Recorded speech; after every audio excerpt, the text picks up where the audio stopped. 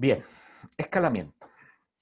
Ya hace varios años nos tocó a nosotros colaborar con el ecosistema, con el 3IE, con Corfo, para diseñar una forma para pasar el Valle de la Muerte, que es este valle que ustedes conocen, que es donde mueren muchos emprendimientos.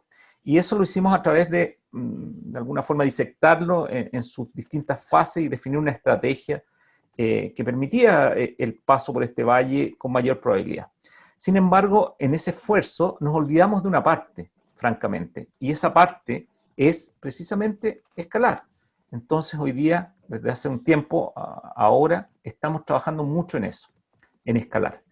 Y esto se agrega a lo anterior porque uno recién puede pensar en escalar una vez que ha cruzado este Valle de la Muerte, ¿cierto? Así que de eso vamos a hablar un poquito. En contexto, este escalamiento se produce al final del periodo de emprendimiento, que me interesa repasar porque necesitamos estar todos un poco con los mismos conceptos. Y la forma de plantear esto que puede servir es que el emprendimiento, en síntesis, es un proceso de creación de valor en base al startup que estamos construyendo a lo largo de las etapas de riesgo por las que pasa un proyecto. Entonces, todo parte porque yo encuentro un problema y aquí debo yo dar un escalón de riesgo o superar un escalón de riesgo porque el problema debe poder tener la magnitud, la urgencia, debe tener la frecuencia de ocurrencia como para que yo desarrolle una solución para él y pueda montar una empresa sobre esa solución. Entonces, ¿tengo un problema adecuado? Si es que no lo tengo, mejor no hago el proyecto. Si es que lo tengo, bien puedo seguir. Luego busco la solución. Ese es el orden. No quiero que quede ninguna confusión porque el punto de partida es que existe un gran problema y vamos a hablar luego de eso cuando hablemos más de escalamiento. ¿Tengo una solución que es capaz de resolverlo? Si no lo tengo, estoy frito, me salgo del proyecto. Cuando yo estoy buscando el problema, idealmente al emprendedor le tiene que gustar mucho. Entonces tiene que haber algo que se ha bautizado recientemente como Founder Market Fit, que es, hay calce entre los fundadores y el problema que están abordando. Pero respecto de la solución, naturalmente, esto lo conocen ustedes, debe haber Problem Solution Fit, es decir, la solución realmente resuelve el problema. Ok, ahí estamos avanzando en nuestro proyecto emprendedor, los distintos escalones de riesgo que hay acá. Cada uno de esos escalones probablemente se aborda con esta imagen que sale a la derecha, que es una o varias iteraciones Lean, de modo de hacer las pruebas sucesivas que me permitan ir asegurando el siguiente peldaño sobre la base segura del anterior. El tercero, naturalmente, es el mercado. Tengo un mercado que esté dispuesto a pagar por esa solución que estoy desarrollando. El que sigue, naturalmente, con ese mercado tengo que tener un product market fit, que es lo que ustedes seguramente conocen de la literatura. Si hay calce entre mi producto y ese mercado, que es como el santo grial de lo que buscan todos los inversionistas, sobre todo que existe un product market fit. Luego, tengo margen suficiente, y a esto me voy a referir después cuando busquemos escalar, porque necesitamos margen de verdad, mucho margen, no 10%, 80% de margen. Entonces, por eso es muy importante que nuestros proyectos sean digitales. ¿Y por qué necesito tanto margen? Porque necesito financiar ese escalamiento. Ok, ¿por qué me interesa ese margen de contribución alto? Porque me permite pasar a la siguiente etapa y eventualmente escalar. ¿Tengo clientes suficientes como para que cada uno de esos clientes, contribuyéndome ese margen, me permita llegar al equilibrio? Y esto es particular de los mercados emergentes. Si no llego al equilibrio, simplemente voy a fracasar. Acá no tenemos el financiamiento para sobrevivir permanentemente como Uber sin lograr el equilibrio, porque tengo que estar financiando siempre. Simplemente no hay ese financiamiento. Por lo tanto, el número de clientes multiplicados por el margen me tiene que permitir de alguna forma financiar los gastos que estoy teniendo, las inversiones que estoy teniendo en mi startup y hacer break-even. Luego, si lo logro, van a surgir muchos competidores. Tengo una estrategia adecuada para generar ventaja competitiva respecto de esos competidores. Vamos a hablar un poco de eso también. Tengo, en el fondo, apropiabilidad, que es el término técnico que se usa en emprendimiento para construir barreras a la entrada, si ustedes quieren, en terminología más bien antigua, o jugar sin competidores el juego que voy a jugar. Y empezamos a llegar a lo que nos interesa. Puedo ir a buscar financiamiento para crecer, porque crecer requiere financiamiento. Entonces, tengo posibilidad de ir a levantar capital y finalmente tengo un modelo para escalar. Ese es el ciclo del emprendimiento que nos interesa entender, Ese es el modelo que está asociado a la superación de los riesgos en cada una de las etapas por las que pasa un proyecto emprendedor. Ok, si lo tenemos más o menos claro, vamos a empezar a recorrerlo de tal modo que lleguemos rápido al escalamiento, porque ahí es donde queremos concentrarnos. Primero, entendemos que ya llegamos al punto de equilibrio, tenemos un Problem Solution Fit, Product Market Fit, y quiero empezar a acelerar mis ventas. Nosotros hemos visto y nosotros mismos hemos cometido el error de acelerar prematuramente las ventas, y probablemente ustedes saben que el escalamiento prematuro, y ese es el nombre técnico que recibe, el escalamiento prematuro, es la razón de la muerte de muchos startups. O sea, cuando uno tiene un proyecto que funciona en Chile y quiere irse a México y no está preparado para eso, probablemente el volumen de México y el volumen de los problemas que está asociado a la no preparación de un startup al ir a México te mata. Entonces hay que tener mucho cuidado. No estoy diciendo que no haya que ir a México, estoy diciendo que hay que ir, pero preparado. Y esa preparación requiere un escalamiento armónico en todas las dimensiones del producto, del proyecto que se requieren para escalar. Esas dimensiones naturalmente son facturación, yo quiero facturar mucho más, son producto que debe tener un nivel de determinación que me permita a mí distribuirlo en un lugar donde no estoy yo. Normalmente, sobre todo en los proyectos emprendedores, un startup tiene un MVP que es suficientemente bueno para operarlo y para venderlo. Pero ese suficientemente bueno también representa el que hay gaps de calidad. Y ese gap de calidad lo suple el equipo de fundadores. Entonces, cuando yo escalo a mercados más grandes, simplemente el equipo de fundadores no está ahí y no puede suplir el gap de calidad y se generan muchos problemas. Entonces, el producto tiene que estar sin gaps de calidad. El equipo tiene que estar entrenado en un mindset y con una capacidad en volumen para operar en mercados mayores. Eso es muy importante, que sea armónico también en este proceso de escalamiento. Y el financiamiento tiene que poder naturalmente hacer el marketing, ir a la captura de nuevos clientes, financiar esto, tengo fuentes de financiamiento necesarias para financiar este crecimiento. Mi modelo de negocio también tiene que ser escalable. Entonces tengo estas 5 dimensiones que tienen que ser armónicas para esta salida a un mundo mayor. El modelo de negocio, ¿en qué sentido tiene que ser soportar este escalamiento? Probablemente yo a nivel local puedo distribuir mi producto, mi servicio yo mismo, y no necesito canales de distribución. Cuando yo estoy en un mercado mayor, probablemente sí necesito canales de distribución. Entonces tengo que adecuar mi modelo de negocio para soportar canales de distribución. Ojo con eso. Más allá del detalle, lo que me interesa dejarles es que el escalamiento debe ser armónico en múltiples dimensiones y no se puede simplemente ir a escalar con lo que tenga de la misma forma en la que construí mi MVP. Tengo que pensar muy bien mi proceso de escalamiento para poder tener éxito. Yo sé que Oscar de Corner Shop dice, oye, hay que partir en Chile y en México a la vez. De acuerdo, hay que ser muy abierto, hay que tener mucho mindset y hay que ser muy acelerado, pero deben estar todas las dimensiones listas para lograrlo. De otra forma, es hacerlo prematuramente y correr mucho riesgo. Cuando yo hablo de escalar en serio, a diferencia de las grandes empresas que usualmente ponen como meta a sus ejecutivos crecer un 20% en el año o un 30%, los startups, sobre todo los digitales, que no tienen fricción al escalamiento, deberían ponerse como meta escalar 10 veces en cada año. O sea, yo puedo crecer 10 veces, me multiplico por 10 mi facturación. ¿Qué quiero decir con esto? Que los escalamientos son extraordinarios, son de verdad grandes. Uno tiene que ponerse esas metas porque al pensar en escalar 10 veces, uno piensa diferente. No piensa simplemente en hacer más de lo mismo. Cuando tú te pones como meta crecer 10 veces, piensas fuera de la caja. Y eso es lo que están obligados a pensar nuestros emprendedores, sobre todo los chilenos que tenemos mercados muy chicos. Estamos acostumbrados a todo muy en chiquitito, al tecito, a la oncecita, a la platita, a todo con hito, pero aquí hay que pensar en mucho más grande. Entonces, Latinoamérica es nuestro mercado básico. Esto es crecimiento exponencial. Y acá no tengo que explicar este gráfico, por suerte, estamos acá en el 3I en la Universidad de Santa María, o en todos sus amigos, y una curva de crecimiento exponencial es aquella que describe una velocidad muy acelerada de crecimiento, y no se la voy a explicar a ustedes como tengo que hacerlo en otros casos. Pero esto representa muy bien lo que queremos lograr.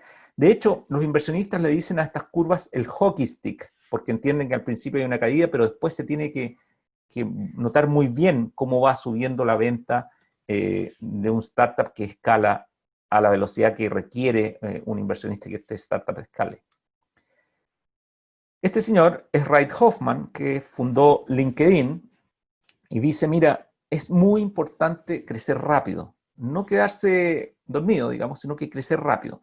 Es más importante incluso que ser eficiente. Y lo que sostiene es que si tú logras crecer rápido, no importa si fuiste eficiente o no, mientras tengas cómo sobrevivir, naturalmente, porque creciste rápido. Y si tú no lo logras, tampoco importa ser eficiente, porque finalmente no lo lograste. Entonces, ¿qué quiere decir con esto? Es muy importante acelerar y crecer rápido desde el momento en que uno esté listo para crecer. Ahí hay que acelerar con todo porque el tiempo es el principal enemigo del éxito de un proyecto. Hay que tener mucho cuidado con eso. Normalmente, a nivel del buzzword o de la jerga que está tan de moda en emprendimiento y todos los términos gringos y todo eso, se habla mucho de growth hacking. Y no debería yo hablar de escalamiento sin mencionar growth hacking, porque es algo que está muy en boga. Y solo decirles que growth hacking es esencialmente una combinación de técnicas de marketing para aumentar el número de usuarios. Eso es growth hacking.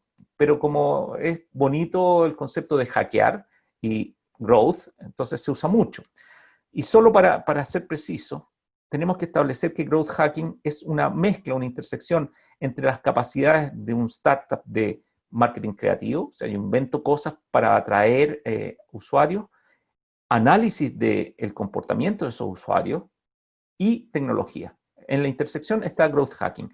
Y el hacking hay que entenderlo profundamente porque hackear está muy asociado con los hackers, ¿cierto? Que uno los ve como anónimos o que pueden ser un poco patos malos, pero en realidad hackear es aplicar tecnología para hacer las cosas más rápido. Ese es el concepto central. Entonces, growth hacking es crecer rápido.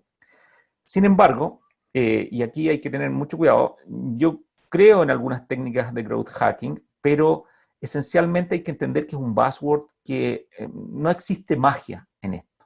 No existe la magia del crecimiento en base a aplicar simplemente una técnica o contratar un growth hacker, y la verdad es que el escalamiento no funciona así. El escalamiento requiere estrategia y de eso vamos a hablar. Entonces, cada vez que le hablen de growth hacking, ustedes pueden decir, good, bien, usemos algunas técnicas, pero eso no te va a resolver el escalamiento. Vamos a hablar entonces de qué se requiere para escalar. Para escalar en los múltiplos de los que estamos hablando, que el símbolo es por 10, pero puede ser algo similar.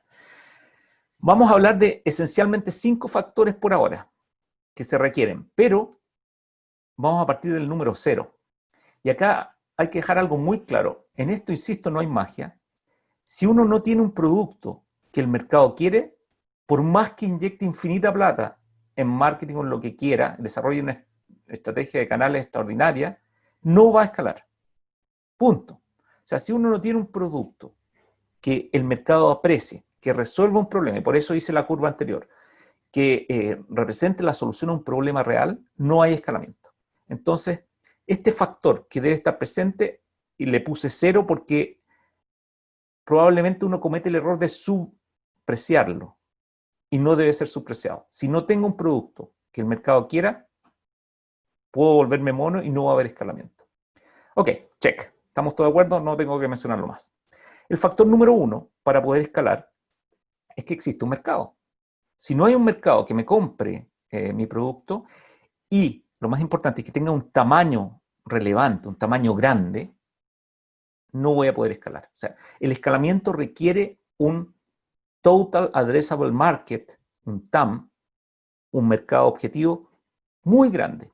De hecho, uno de mis amigos directores en Digeo me dice, mira, a mí cuando veo un startup no me importa lo que haga. Lo único que me importa es si tiene un mercado grande que abordar.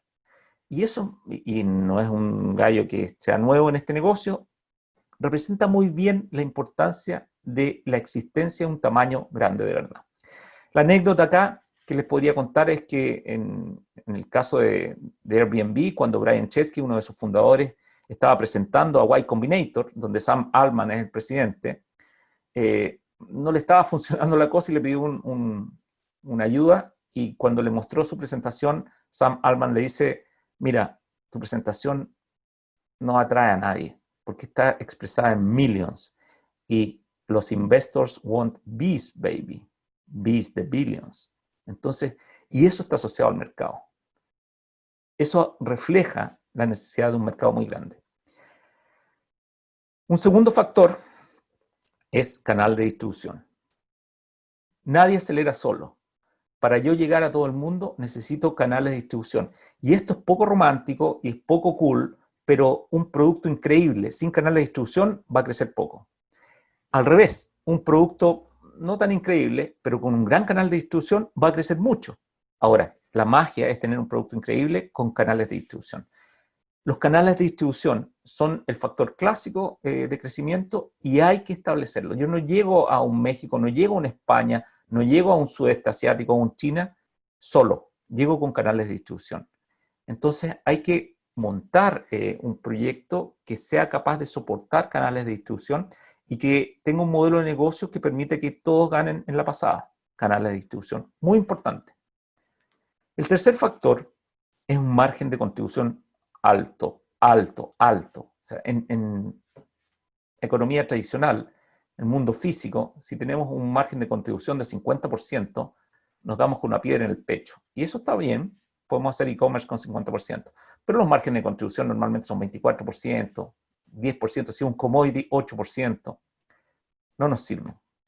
Necesitamos márgenes de contribución de 70%, 90%, 100%. Y eso solo se consigue en productos digitales o productos de información, productos de conocimiento. ¿Por qué necesitamos eso? Por una razón muy simple, pero que no es por todos entendida. Simplemente acá no tenemos fondos de financiamiento para crecer muchísimo. Es decir, yo sé que Not Company está recibiendo un montón de plata, pero es una excepción. Hay que entender que son excepciones y que probablemente nosotros vamos a tener que financiarnos de otra forma.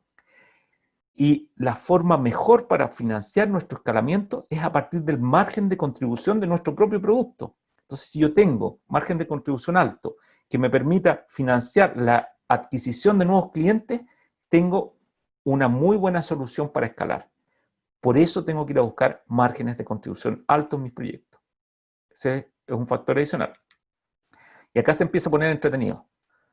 Eric Rice, que ustedes probablemente conocen, y se lo voy a dejar ahí para que me digan después quién es Eric Rice, dice, mira, tú además de todo lo anterior, necesitas tener motores de crecimiento, los growth engines.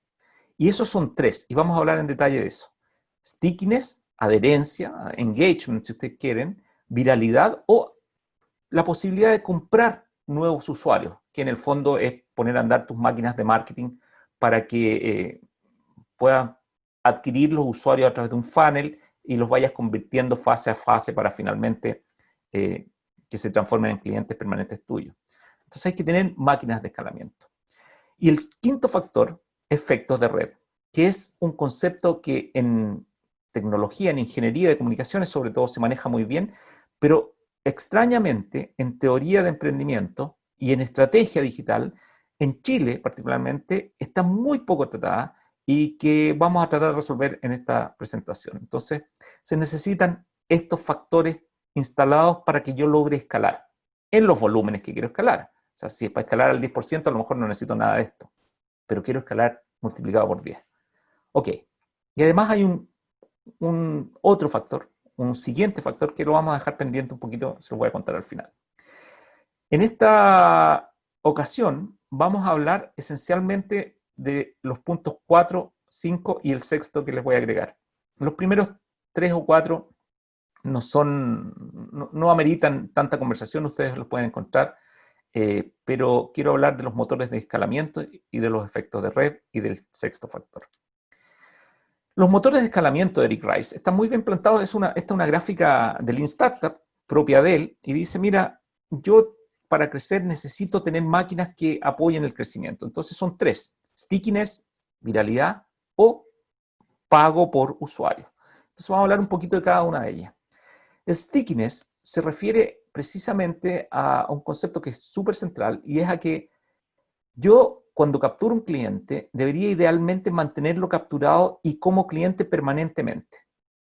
Es decir, la economía antigua, que está basada en que yo compro este objeto y tiene un costo y lo vendo al doble de ese costo en un precio, en una sola oportunidad, en una sola ocasión, está obsoleto. O sea, yo no debería hacer eso porque hoy día puedo disfrutar de la conectividad que me permite relacionarme con ese cliente y conocer su necesidad antes, incluso que él mismo, a través de inteligencia artificial, la conectividad digital por internet, pero al mismo tiempo mantenerme conectado permanentemente con él para proveerle un servicio en lugar de un producto.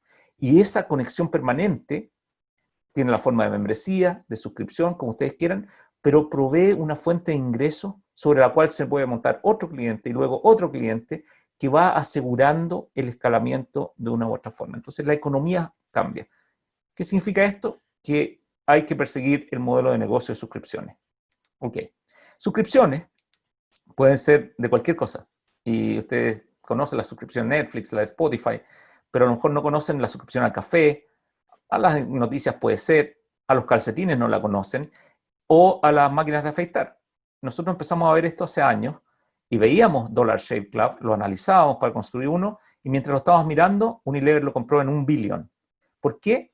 Porque tenía un gran impacto en su propia línea de Unilever, digamos, de negocios, y estaba capturando sus clientes para siempre, porque al suscribirlo, los restaba permanentemente de la posibilidad de Unilever de capturarlo.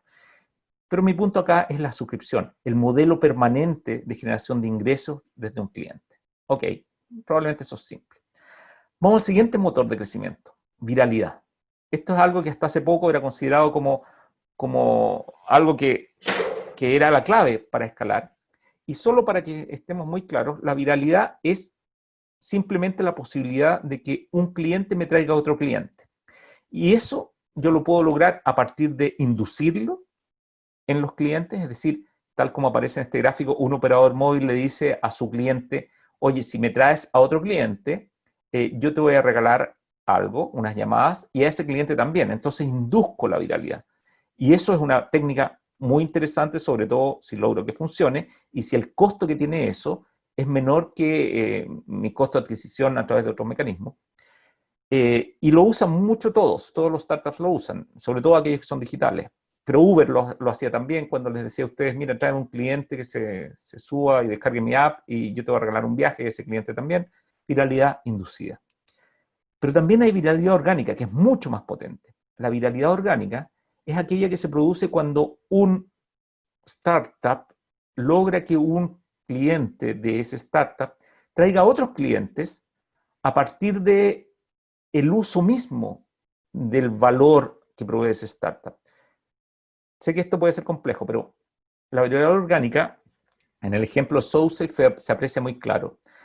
Para que SoSafe, que es esta aplicación que permite proveer seguridad a las personas, pero que para eso usa la red de esa persona, es decir, si yo quiero que me cuide ante un asalto en mi casa alguien, si quiero prevenir un asalto, le digo a mi familia que me cuide o a mis vecinos que me cuiden, para lo que deben descargar también SoSafe. Entonces, para usar el valor real de esta aplicación, para realmente capturar el valor, yo me veo obligado a hacerla viral, a viralizar. Entonces, esa es viralidad orgánica y es muy potente en la medida que yo logre entregar el valor suficiente como para estimular al primer cliente a que use este servicio. Viralidad orgánica. Ese es el segundo motor de crecimiento. Y el tercero es adquisición. Adquisición probablemente todos ustedes lo conocen, marketing digital, que se define como usar cualquier tipo de plataforma digital para capturar a audiencia y luego convertir esa audiencia en un cliente. El modelo más básico para explicar esto es lo que se llama un funnel, que permite, en el fondo, diseñar un proceso que en su versión más simple recibe el acrónimo de AIDA, que genera awareness en una audiencia, en el fondo se da cuenta la audiencia de que existo, interés, paso de que se dé cuenta que existe a que se interese por mi producto, deseo por adquirir y la acción de comprar. Entonces es un funnel estándar que es lo central para hacer marketing digital y el que no lo hace está perdiendo la oportunidad. Pero no vengo a hablarle de eso porque ustedes lo conocen, lo pueden ver en YouTube. Para lograr el awareness hay que hacer uso de todos los canales digitales que hoy día están disponibles, sobre todo lo que tiene que ver con Google, Facebook y otros muchos mecanismos que proveen los ad networks. Pero lo interesante de esto es que yo puedo sofisticar muchísimo la gestión sobre un funnel al nivel de generar incluso mecanismos que permiten que los usuarios que yo adquiera a través de estos procesos me traigan otros usuarios mediante estos ciclos de retroalimentación, para lo que diseño funnels cada vez más sofisticados, más complejos, que en definitiva al usuario lo van transportando de un punto a que sea cliente de una forma muy premeditada, muy concreta, muy específica, muy ajustada a su propia necesidad. Aquí hay un ejemplo, un funnel implementado que todavía tiene la forma original como la que yo le estoy mostrando, pero ya un poquito más sofisticada, y que hace uso de muchas herramientas digitales que están disponibles en el mercado, lo que va recibiendo el nombre de stack de marketing. Hoy día se habla de un stack de marketing digital porque agrupa muchas herramientas de marketing digital colaborando unas con otras en esta arquitectura que es muy función del producto que yo quiera acelerar. Y la implementación real, me devuelvo una, si aquí estoy viendo yo, por ejemplo, las distintas fases, estoy viendo la generación de descubrimiento, awareness, la de consideración, la de decisión y luego la de pago, y me voy a hacer un zoom sobre una de ellas, me voy específicamente al de inbound. Cada una de estas eslabones se construye sobre distintas máquinas que van de alguna forma construyendo un journey, un buyer journey para ese usuario particular, diseñado específicamente. Y aquí la gestión de la gente de marketing, que en lo que se conoce como marketing de performance, que es marketing de conversión de un usuario que no es mi cliente a que finalmente sea mi cliente, es la de diseñar un proceso perfecto, estructurado y maximizar los indicadores de conversión. Eso es lo que se hace en adquisición. Pero ustedes esto lo conocen, o deberían conocerlo porque están haciendo sus proyectos emprendedores en digital. Lo que a lo mejor no conocen es esto. Esto describe matemáticamente o gráficamente un modelo de suscripciones en el tiempo.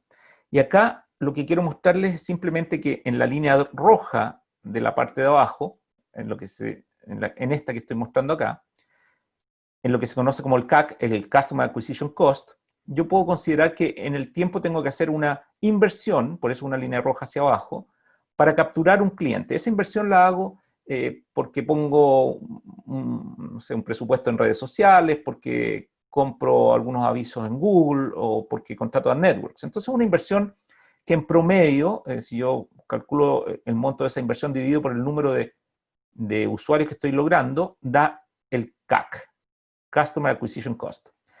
Y naturalmente lo que hago es que ese CAC o lo que espero hacer, lo que espero lograr, ese CAC va a ser una buena inversión porque ese usuario me va a dejar un ingreso positivo a lo largo del tiempo que dure con nosotros. Entonces el primer mes, por ejemplo, si fuera Spotify me paga su membresía, el segundo mes me paga su membresía y así en el tiempo hasta que por alguna razón puedo cobrarle menos, porque la tarjeta de crédito de Transbank no me funciona, por ejemplo, o porque él simplemente cambió su tarjeta de crédito, o porque no tiene plata. Hay muchas razones por las que me paga menos. Y eventualmente este señor se me escapa de mi suscripción, ya no lo puedo tener como suscriptor, en lo que se conoce como churn, que en el fondo representa todas las industrias que proveen por suscripción, todas las industrias combaten el churn.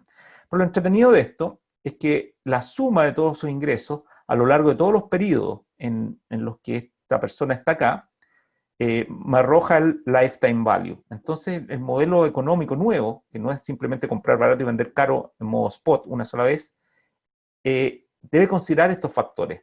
¿Cómo está el lifetime value respecto de mi costo de adquisición? Y si suma realmente un retorno positivo, voy a ir a invertir, y si no, no lo voy a hacer. Y aquí hay varios efectos y empiezo a llegar, antes de todo lo que les conté ahora respecto de esto, era como una preparación, empiezo a llegar a lo que puede ser interesante. Si yo tengo lifetime value sobre costo de adquisición importante, o sea, 3, 4, 5 veces, vamos a conseguir inversionistas que financien esto. Lo vamos a lograr. Porque podemos compartir con ellos ese retorno sobre la inversión que yo estoy proveyendo y que estoy capturando en base a mi proyecto, ¿cierto? Eso es sencillo, nosotros lo hemos hecho varias veces y funciona perfecto. Yo financio con un tercero, no entregando una parte de mi empresa, sino que invitándolo simplemente a un proyecto, un nuevo producto, financio la adquisición de clientes. Pero lo que más podría interesarle a ustedes es que, y por eso está puesto este mono así, es que yo podría lograr, si soy hábil, que ese costo de adquisición se realice después de conseguir el primer ingreso. Acá está puesto en modo muy simplificado, esto no necesariamente es tan simple, pero si yo logro que el primer ingreso financie el costo de adquisición, voy a lograr que ambos se anulen. Y mi modelo de negocio solo considera ingreso neto positivo. Si ustedes logran, o si logro transmitirle yo qué representa eso, van a darse cuenta que esto es una explosión de escalamiento. O sea, yo, mientras más crezco, más gano. No tengo que invertir. Y eso es lo que se conoce como calce de flujos. Yo calzo el flujo de inversión en usuarios con el flujo de entrada. Si los logro calzar, básicamente tengo un negocio que explota. Y eso es growth hacking de verdad. Eso funciona y nosotros lo hacemos. Ahora, ustedes me dirán, a ver, pero ¿cómo? Si aquí no hay magia. Efectivamente no hay magia y esto se logra en base a un juego de modelo de ingresos, cómo tú cobras, si cobras al principio, cobras al final, cómo financiar el costo de adquisición, tú puedes hacer factoring, tú echas a andar simplemente todos los mecanismos financieros que conoces para lograr esta ecuación y explotar a un volumen gigantesco. Y aquí el límite es simplemente el tamaño del mercado. Ok, por ahí empezamos a entender cómo se escala 10 por. Eso eran motores de crecimiento. Repasamos los 3 motores de crecimiento rápidamente, pero eso no importa nada al lado de los efectos de red, que es lo que yo les espero mostrar ahora. ¿Qué son los efectos de red? Y acá qué bueno que estemos en una universidad que enseña ingeniería. Los efectos de red son uno de los factores más importantes en el crecimiento de la economía digital desde que se fundó. De hecho, hay autores que dicen que el valor que podemos haber creado a través de lo digital se debe en un 70% a los efectos de red. Entonces, más vale que entendamos muy bien, pero de verdad muy bien, lo que son los efectos de red. Primero lo vamos a definir. Los efectos de red se entienden como el fenómeno que se produce cuando el incremento de uso por parte de un usuario aumenta el valor del producto o servicio para otros usuarios. Repito, y repito porque a mí me interesa que todos lo entendamos muy bien. Un efecto de red se produce cuando el incremento de uso por parte de un usuario aumenta el valor del producto o servicio para otros usuarios. Para entenderlo muy bien, un ejemplo, Facebook. Cuando Facebook eran 3 pelagatos, o los 10 que se pusieron de acuerdo para crearlo, tenía un valor muy bajo, un valor de 10. Cuando el número 11 se sube a Facebook, porque están sus amigos, lo que pasa ahí es que su incorporación a Facebook hace que el valor de Facebook crezca porque está él. Entonces sus amigos, los amigos del número 11, se sienten más atraídos a esa red porque está su amigo, que es vamos a llamarle el número 11. Pero esos amigos, al incorporarse, a su vez aumentan el valor de este sistema para los que vienen. Entonces, de esa forma uno entiende más o menos el concepto de efecto de red, pero mi invitación es a comprenderlo profundamente al nivel de lo que vamos a conversar ahora. El ejemplo clásico de los efectos de red tiene que ver con las comunicaciones. Entonces uno decía que, tal como en Facebook, si yo tengo un teléfono en el mundo, ese teléfono o ese sistema telefónico vale 0, porque no puedo llamar a nadie. Pero cuando tengo el segundo teléfono, el valor del sistema vale 1, ¿cierto? Porque puedo llamar al único que tiene el otro teléfono. Sin embargo, se empieza a poner entretenido esto cuando tengo el teléfono número 3, 4 y 5, porque cada uno puede hacer llamadas a los otros. Entonces, el valor del sistema empieza a incrementarse no linealmente respecto del aumento de teléfonos que existen en ese sistema. De hecho, empieza a incrementarse en un factor cuadrático, crece al cuadrado, digamos, y ustedes pueden llegar a la ecuación y pueden estudiar la ley de Metcalfe, que es quien hizo famoso este concepto. Pero lo que más me interesa a mí es que volvamos sobre la definición. Este sistema ve aumentado su valor en la medida que más usuarios hacen uso de él y se va constituyendo en un monopolio natural. Y eso es lo que representa la razón por la que Facebook crece imparablemente, por la que WhatsApp crece imparablemente, y el efecto de red. Si me permiten una reflexión, van a entender cuando lo analicen, lo comprendan profundamente, que el valor de este sistema no está vinculado a los nodos, no está vinculado a los nodos que serían los teléfonos, sino que está vinculado ese valor a la conexión. Y cuando estamos en época de conectividad total gracias a la digitalización, nosotros podemos capitalizar esa conectividad asociándole efectos de red. Entonces, esto es muy profundo, es muy importante de ser comprendido profundamente porque puede estar la clave del escalamiento. Ahora, si yo logro construir mi startup, adquirir algunos usuarios a través de los mecanismos anteriores y dotarlo de efectos de red, podría lograr eventualmente llegar a una masa crítica que permita que para los siguientes usuarios su costo de adquisición caiga. Es decir, superada una masa crítica, es tanto el valor del sistema que todos los usuarios se sienten atraídos como por fuerza gravitacional a hacerse parte de mi sistema, por lo tanto mi costo de adquirirlos va cayendo. Y eso es muy importante entender una vez superada la masa crítica que hay que analizar y estudiar para cada producto. Y por eso se empiezan a lograr las curvas de escalamiento como la que se presentan acá. Vamos a tratar de entender un poco más con un ejemplo, que es el ejemplo de Uber, que tiene two-sided network effects. Uno tiene claro más o menos intuitivamente que cuando hay más choferes en una ciudad, hay más pasajeros, y mientras más pasajeros, hay más choferes. Eso es la intuición, lo que la intuición nos dice respecto a los efectos de red, y es básicamente eso. Pero lo importante de entender es lo que aparece acá. Yo debería dibujar para mi startup cuáles son los efectos de red que puedo construir, porque los efectos de red deben ser diseñados y construidos, no son un accidente. Yo debo, en el análisis estratégico de mi startup, construir efectos de red. Entonces, cuando los fundadores de Uber lo construyeron, dijeron, a ver, vamos a construir estos dos efectos de red. Primero, mientras más cobertura geográfica tengamos en Valparaíso, en Santiago, donde sea, en una ciudad, porque Uber opera por ciudades, vamos a lograr que para el usuario el tiempo de recogida sea más corto.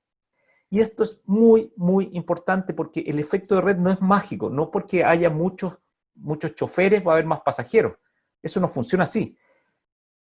Lo que funciona es que para un pasajero, el hecho de que haya más choferes impacte en una variable que él aprecia.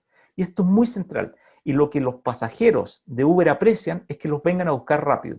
Entonces, si nosotros entendemos que el aumento del volumen de choferes en el caso de Uber reduce el tiempo de recogida, que es la variable que el pasajero más aprecia, voy a entender que estoy generando un efecto de red. ¿Por qué? Porque en la medida que haya menores tiempos de recogida, el usuario le da más valor al sistema, logra mayor demanda, lo que a su vez construye más choferes, lo que luego nuevamente impacta en un ciclo de retroalimentación positivo, el factor que el cliente aprecia.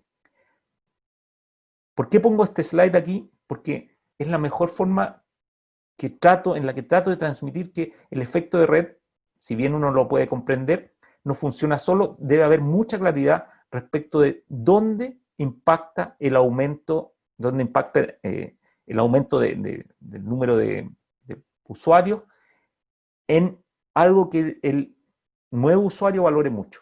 ¿Cuál es el KPI que yo debo movilizar?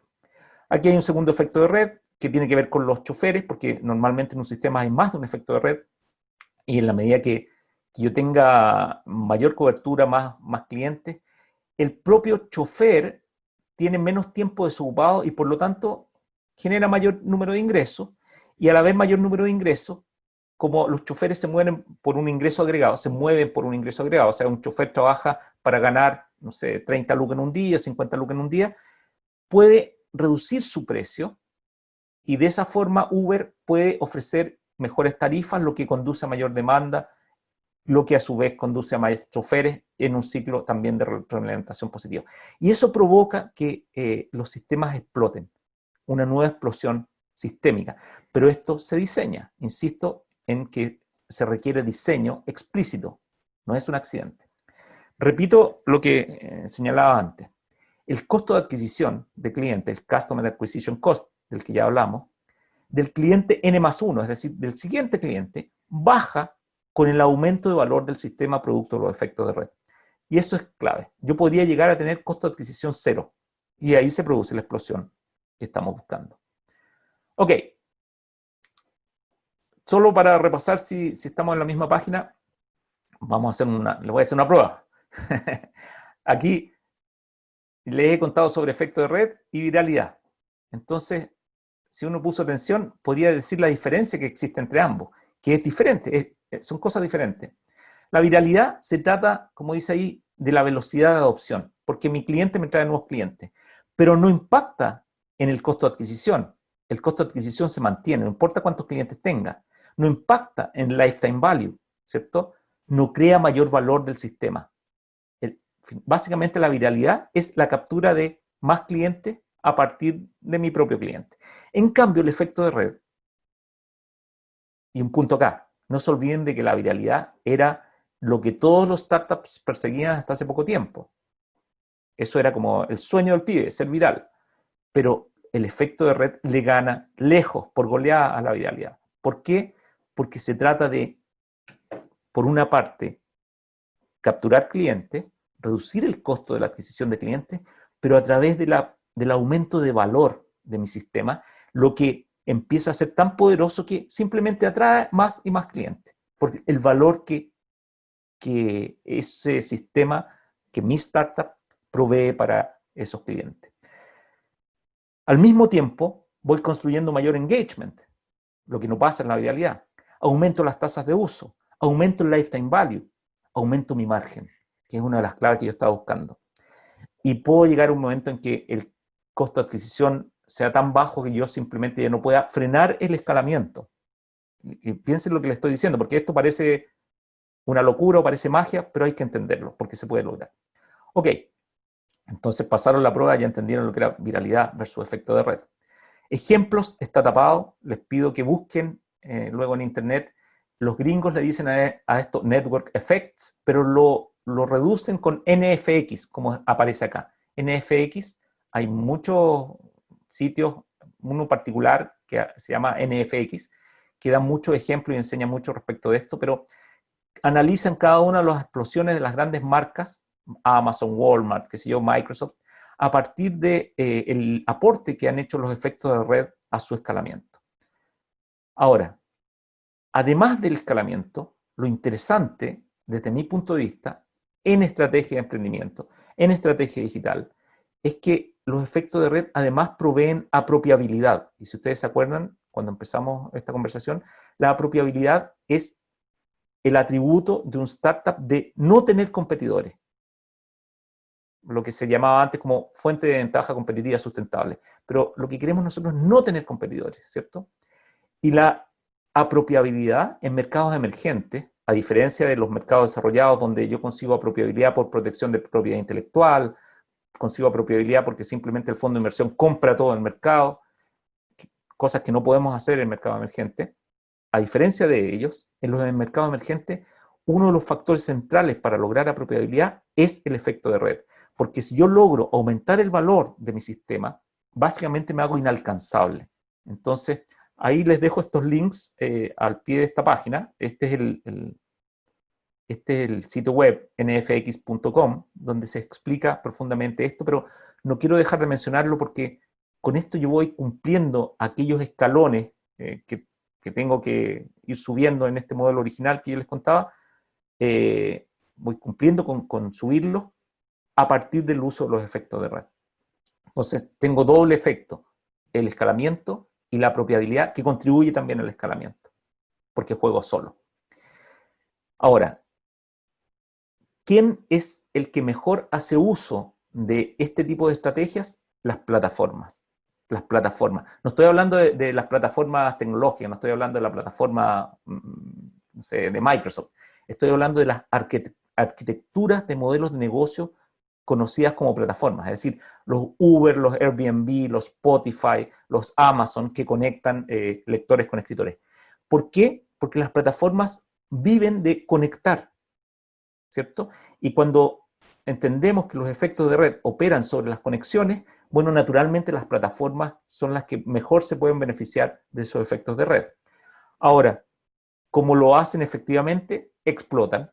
Y esa es la razón por la que el mundo está gobernado hoy día, gobernado por plataformas. Los 5 o 7 empresas más valiosas del mundo que ustedes conocen, pues son Apple, Google, Amazon, todas son plataformas y todas operan efectos de red. Pero necesitamos entender muy bien los efectos de red en Chile porque no lo hemos entendido lo suficiente. Ahora, existe otro efecto de red que ya les voy a contar, que no es el tradicional, que les acabo de mostrar, sino que uno que proviene de la inteligencia artificial. Por eso dice esto aquí que puede parecer medio extraño, pero espérenme un segundo. El extra, ¿se acuerdan que les hablé de un factor extra? Bueno, llevamos 5 factores más el 0, que era tener un producto medianamente decente que alguien valore, pero el extra es la inteligencia artificial. La inteligencia artificial hay que usarla. ¿Y por qué me puede ayudar al escalamiento? Porque si yo entiendo muy bien cómo debo adoptar inteligencia artificial en mi startup y logro escapar simplemente del uso de la inteligencia artificial como un gadget, es decir, en la periferia de mi core business, en la periferia de mi núcleo de empresa, voy a poder resolver algunos problemas que tengo normalmente para escalar, que tenemos los humanos para escalar. Los humanos no podemos manejar bien la complejidad. Cuando yo les explico algo y les doy 3 variables, probablemente entendemos. Cuando les doy 5 variables, probablemente entender un poquito se nos hace difícil. Pero si les doy 1000 variables, simplemente no somos capaces. Entonces, la inteligencia artificial es capaz de lograrlo. Nosotros los humanos necesitamos pensar en escala humana. Escala humana. No tiene que ver con las variables, tiene que ver con números de la misma unidad. Si yo estoy trabajando con 100 clientes, bien. Pero si estoy trabajando con 1000 millones de clientes, no bien, ¿cierto? Tengo límites al crecimiento. Y finalmente, el humano está entrenado evolutivamente para mantenerse en el statu quo porque le ha ido bien y ha podido sobrevivir. Es decir, nos cuesta mucho cambiar. Pero ahora enfrentamos un problema porque la tasa de cambio tecnológico se aceleró a nivel exponencial, producto de la ley de Moore, que ustedes conocen, pero además producto de los efectos de red y producto de que múltiples dimensiones están convergiendo para multiplicar la velocidad de cambio. Y los humanos no estamos entrenados para cambiar a ese ritmo y eso justifica que estemos tan atrasados, si es que queremos encontrar una justificación. ¿Qué significa esto? Que necesito apoyarme en mecanismos que sean capaces de cambiar más rápidamente. Y eso es la inteligencia artificial. Ahora, ustedes dirán, sí, suena teórico, pero vamos a bajarlo un poquito solo en el factor escalabilidad, que es lo que nos convoca ahora. Fíjense en esto. Los humanos tenemos un procesador, llamémoslo así, lentito. Nos creemos súper inteligentes, pero la verdad es que muy lento. O sea, los procesadores hoy día digitales son extraordinariamente rápidos. Y se acaba de declarar la supremacía cuántica, que dice que los procesadores van a estar basados en mecánica cuántica, que van a ser mucho más potentes, mucho más acelerados.